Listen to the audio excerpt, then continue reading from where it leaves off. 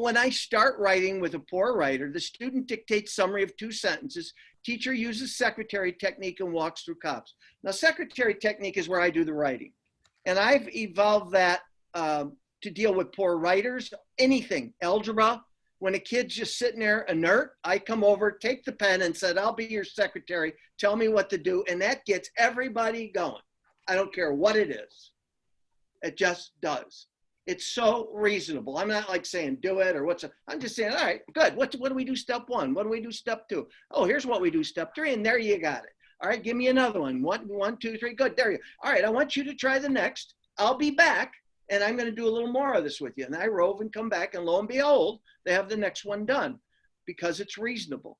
So here what we're doing is taking a kid who's never written anything and we're writing for him so he sees the print.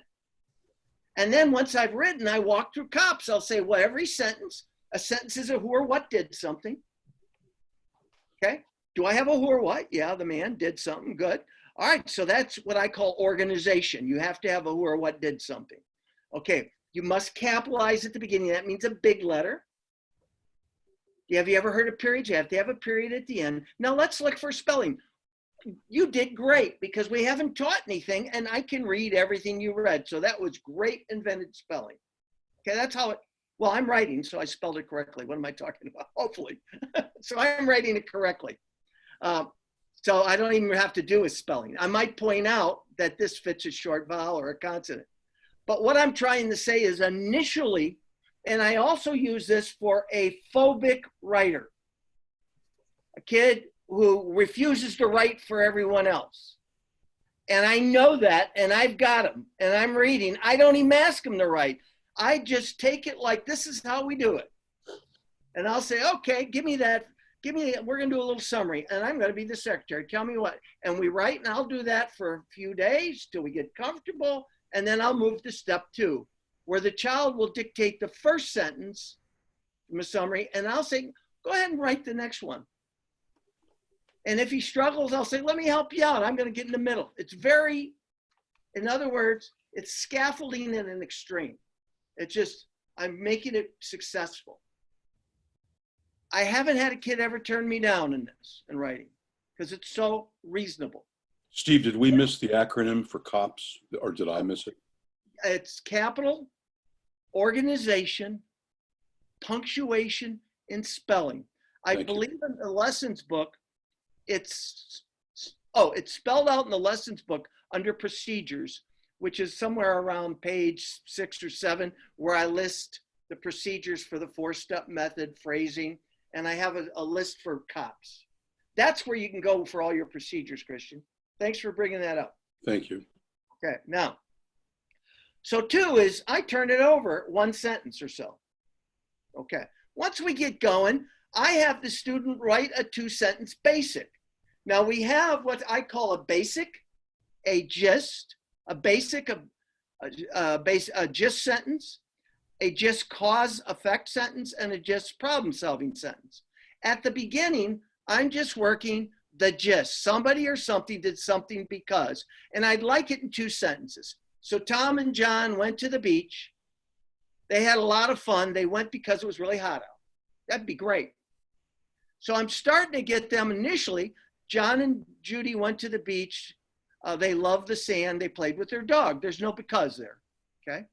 So this is step 3, and this is moving to thinking. Somebody did something because. Okay, once we're getting that, I can go into a full summary. Student brainstorms words, and I'll jot them down. I do this simply because studies indicate if you jot a few words down for you write, it helps the quality of your writing. So I'll initially write them, later on the student will do it. The student will write a good paragraph. I'll often have students write the paragraph home and open the day session with COPS. All right, so let's go to Wolf. I did this today to him. He did this writing last night.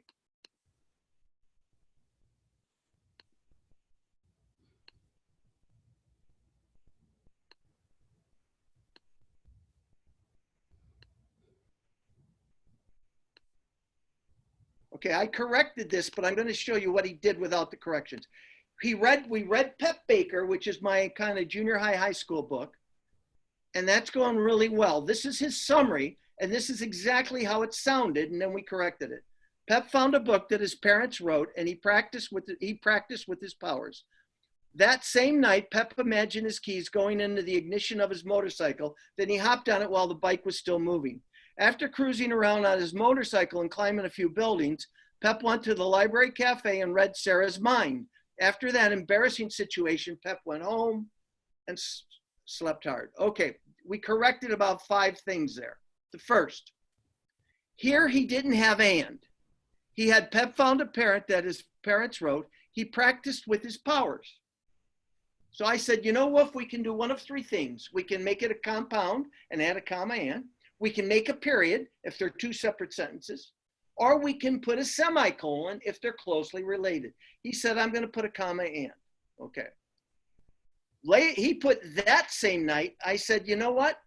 That's not a proper way to start. Let's start with like later that same night. Let's put a time in front of it. Now, what do we need after that phrase? A comma. Good. Pep imagined his keys going in the ignition of his motorcycle.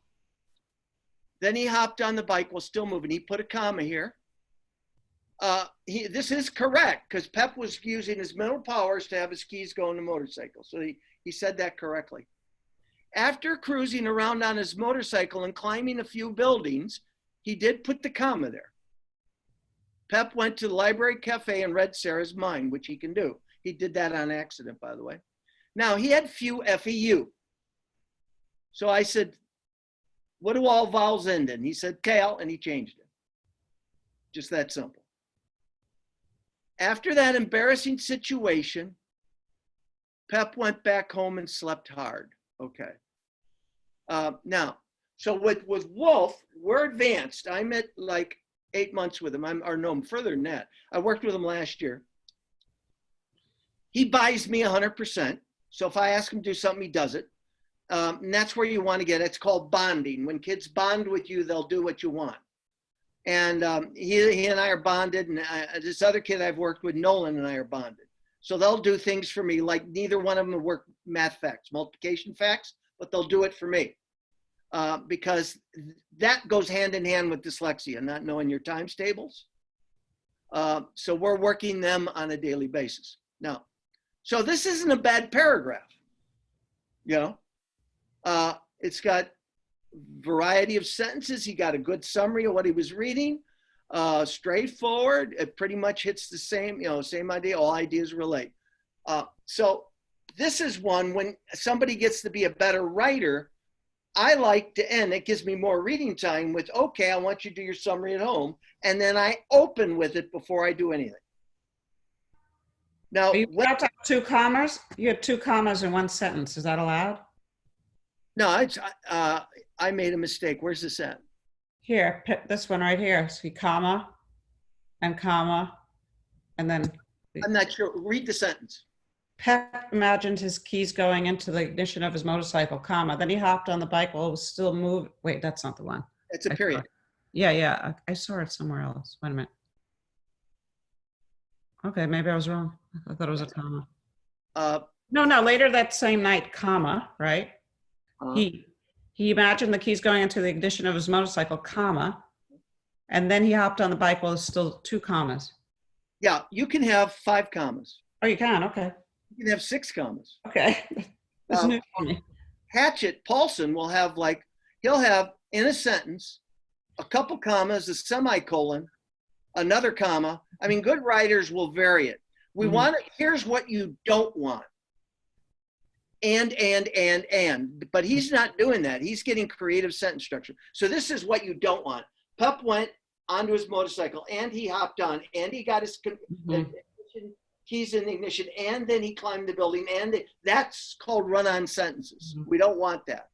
But here he's using commas with respectable phrases. Okay. So it's creative. Now, if it was too long, I would just say, let's break it up. Now, one valid technique you can do for upper level sophisticated compound and complex sentence is sentence combining. Just go to the internet and ask for sentence combining sentences. And it'll have Tom went to the store, Tom bought candy, and you combine them.